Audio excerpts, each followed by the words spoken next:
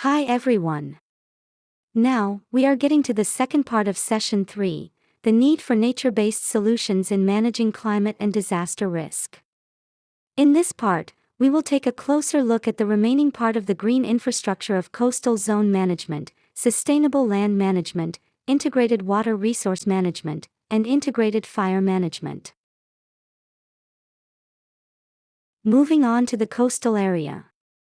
NbS seeks to use local natural elements and processes and coastal ecosystems, as much as possible, to harness the forces of nature for the benefit of society.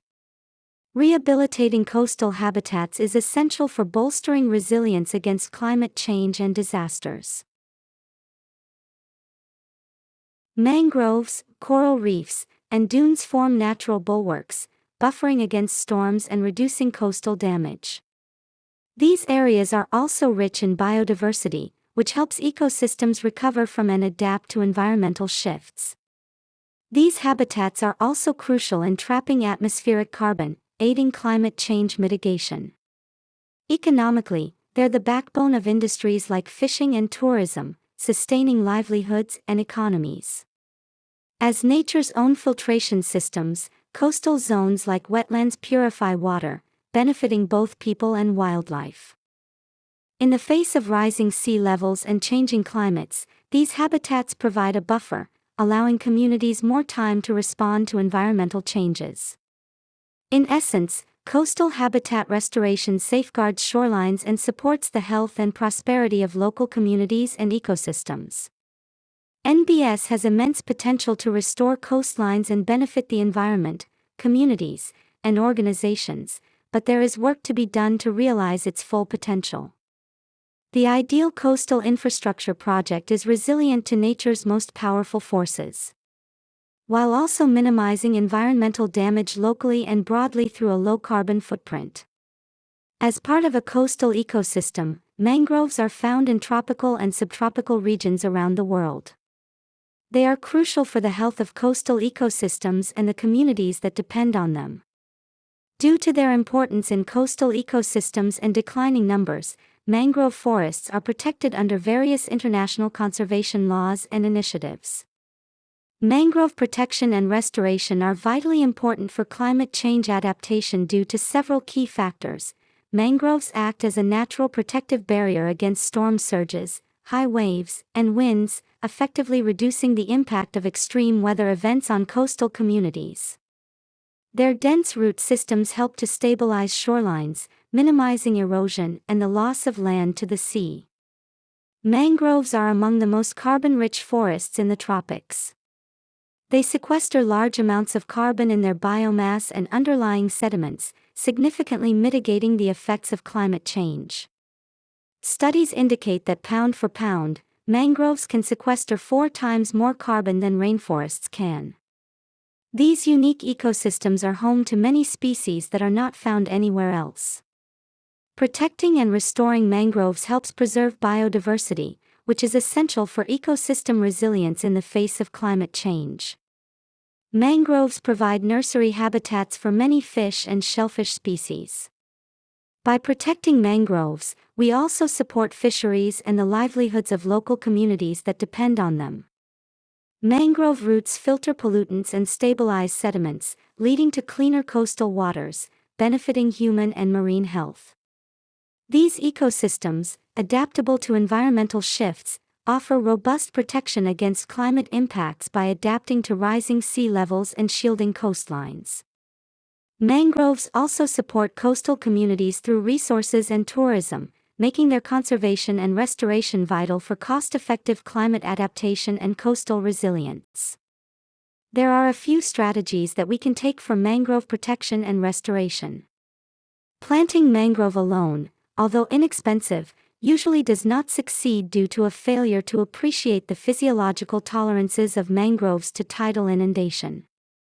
Another strategy is to use hydrological restoration to restore the hydrological regimes of the impaired mangrove. Another approach is to excavate or fill in areas for mangroves to grow. For mangrove to grow, the restoration site needs to have a certain slope and a very exact tidal elevation to ensure that the hydrology for the mangroves is correct. This takes a lot of preparation and work. With that money, this restoration strategy is not feasible. Only in more developed countries could this type of mangrove restoration activity be performed. Another important ecosystem is the coastal wetlands. Coastal wetlands are areas where water covers the soil or is present at or near the surface of the soil all year or for varying periods of time during the year, including during the growing season. They are transitional zones between land and water, often occurring at the edges of lakes, streams, or oceans. Coastal wetlands are incredibly diverse and dynamic ecosystems and include a variety of habitats such as marshes, estuaries, mangroves, and coral reefs. Sometimes people get confused about whether peatlands are wetlands, but not all wetlands are peatlands. A wetland is an ecosystem that is either permanently or temporarily flooded or full of water. Peatland is a type of freshwater wetland with an accumulation of partly decomposed plant matter. Specifically, the water, acidity levels, lack of oxygen, and incomplete decomposition of organic materials lead to the accumulation of organic matter over time, which is later referred to as peat once it reaches an approximate 10 to 20 centimeters level of thickness. Coastal wetlands are among the most productive ecosystems in the world and are home to a unique mix of plant and animal species, including many rare and endangered species. Coastal wetlands act as natural sponges that trap and slowly release surface water, rain, snow melt, and floodwaters. They can store large amounts of water to protect against flooding in coastal areas. They filter and clean water by breaking down or transforming pollutants into less harmful substances. In addition, plant roots and wetlands help anchor the soil in place and absorb the energy of waves or river flow, which helps prevent erosion. Like mangroves, coastal wetlands can capture carbon dioxide from the atmosphere, storing it in plants and sediment, thus playing a role in climate regulation. Coastal wetlands are valuable for fisheries and support recreational activities and tourism, which can be significant sources of income for local communities. Given their ecological significance and the services they provide, coastal wetlands and marshes are critical to environmental health and human economies. However, they are under threat from development, pollution, and climate change, making their conservation and restoration efforts vital. One way to restore coastal wetlands is to add sediment to raise the land above the water level and allow wetland plants to colonize or to reduce erosion processes that are degrading wetland areas. Another way to restore coastal wetlands is by re-wetting the drained coastal wetlands, bucking drainage and reducing groundwater extraction. This is an effective restoration technique for brackish wetlands. A more resource-intensive technique would be transplanting vegetation from healthy marshes or specialized nurseries. Managed realignment can involve deliberate breaching or complete removal of a coastal defense, such as a dike, or the relocation of defenses further inland. Another important ecosystem is the coral reef. A coral reef is an underwater ecosystem characterized by reef-building corals. Reefs are formed of colonies of coral polyps held together by calcium carbonate. Most coral reefs are built from stony corals, whose polyps cluster in groups. Coral reefs are some of the most diverse and valuable ecosystems on Earth. They provide important ecosystem services to people and marine life. They protect coastlines from the damaging effects of wave action, and tropical storms provide habitats and shelter for many marine organisms and are the source of nitrogen and other essential nutrients for marine food chains. Coral reef assists in carbon and nitrogen fixing and helps with nutrient recycling. Despite their importance, coral reefs are at high risk from a range of threats, including climate change, overfishing, destructive fishing practices, sedimentation, pollution from land-based sources, and harmful methods of tourism. These impacts are significant because corals have a slow growth rate and are very sensitive to water conditions. The preservation and restoration of coral reefs are critical for the overall health of the marine environment and the communities that rely on them. Restoring coral reefs is a complex process that involves multiple strategies, each tailored to address specific damages or threats to the reef ecosystem. Substratum addition and enhancement, biological restoration are just a few most commonly used approaches. But it must be noted that restoration efforts are most successful when combined with broader conservation strategies to address the root causes of reef degradation, such as climate change, overfishing, and water pollution. Public education and community involvement are also crucial, as they can lead to more sustainable use of reef resources and greater support for conservation measures. We have already looked at integrated coastal management as part of the different environmental management approaches that can reduce disaster and climate impact when combined with disaster risk measures: sustainable land management, integrated water resource management, integrated coastal management, and integrated fire management. In the following slides, we will examine the remaining 4 environmental management approaches in more detail. Sustainable land management, SLM, is a holistic approach to managing land resources to meet human needs while ensuring the long-term sustainability of ecosystem services and biodiversity. SLM practices strive to integrate land, water, biodiversity, and environmental management to meet rising food and fiber demands while sustaining ecosystem functions, services, and livelihoods. An example of SLM from the Philippines, Visayas State University, pioneered a unique reforestation approach known as rainforestation. This method emphasizes planting indigenous tree species to revive the natural rainforest ecosystem. Rainforestation fosters a rich diversity of plant and animal life, enhances soil quality, and offers sustainable job opportunities for the local population. This technique is adapted in nature to fortify hillsides, avert landslides, rejuvenate rivers, mitigate flood risks, and reinforce coastlines against erosion. Moreover, this initiative has garnered the backing of various private sector entities, who contribute to rainforest conservation as a facet of their commitment to corporate social responsibility. Another example from the Cambodian countryside is that villagers turn to home gardens to forge new income streams, moving away from relying solely on the uncertainties of rain-dependent farming and forestry. These gardens, nurtured with sustainable irrigation and natural fertilizers, are home to a variety of livestock and insects and yield a bounty of fruits and vegetables. School children are also getting their hands dirty, tending to schoolyard plots where they're taught to embrace a variety of farming techniques and to incorporate a richer diversity into their meals. This hands-on education aims to bolster their ability to adapt to the shifting patterns brought about by climate change. Integrated water resource management is one of the most commonly adopted approaches to addressing climate change adaptation and disaster risk reduction while maximizing economic and social welfare. It is typically used to control flooding and ensure water preservation during drought periods. IWRM has the following advantages.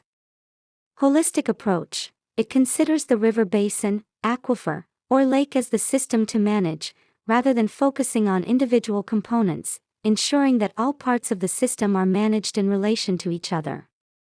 Cross-sectoral management. IWRM involves multiple water sectors, such as agriculture, industry, and municipalities, ensuring that all needs are considered and balanced.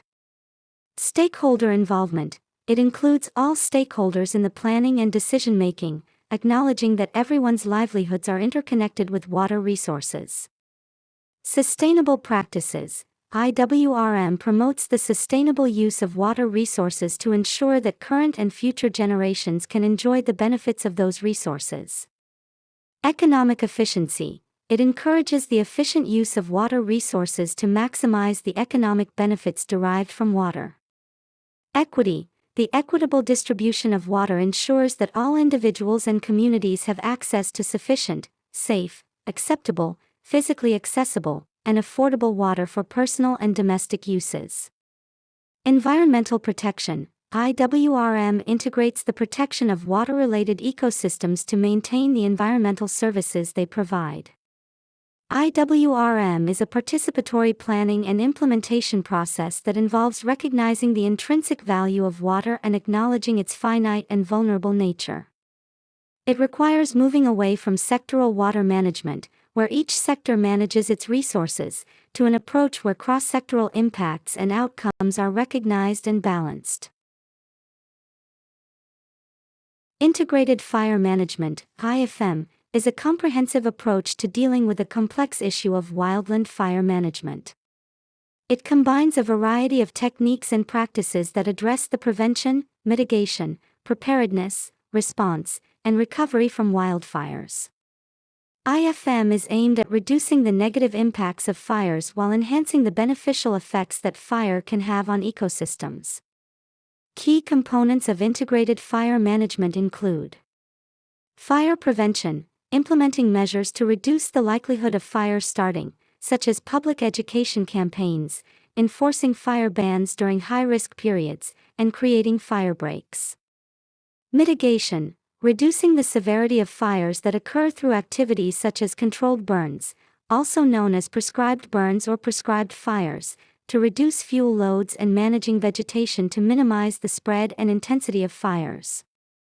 Preparedness, ensuring that resources, such as trained firefighting personnel, equipment, and emergency plans, are in place before fires occur.